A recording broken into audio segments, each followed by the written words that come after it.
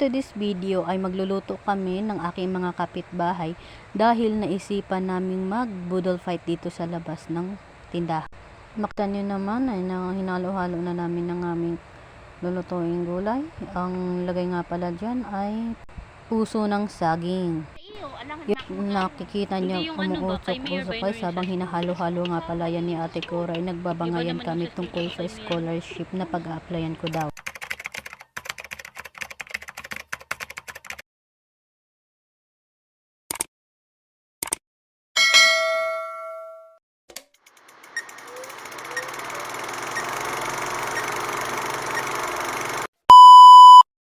So habang pinapakuluan namin yung puso ng saging, meron din kami ditong inihaw na bangus.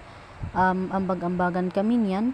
Sa loob nga pala ng bangus ay nilagyan namin yan ng sibuyas, bawang, walang bawang pala, sibuyas, kamatis, tsaka sili. Nilagyan namin ng sili para medyo maanghang-anghang na yan. Para maanghang siya. Tapos sunog yung pagkaluto namin sa bangus guys para dama mo yung sarap. So after yung ilang minutes guys ay lumambot na ang puso ng saging. Nilunod na namin ang patola at ang okra. Hinalo-halo ito at palalambutin na namin. So habang napalambot namin ang puso ng saging, dito naman sa kabila ay hinimay-himay na namin ang pus at alokbate para ilulunod na din after. Tapos naman ay eto yung sausawan namin sa bangus guys.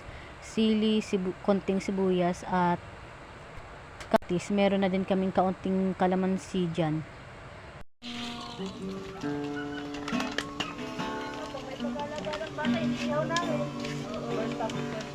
Boy, parang penga mo.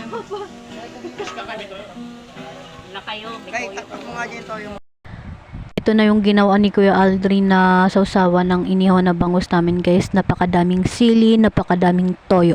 Talagang the best pang pares sa inihaw na bangus.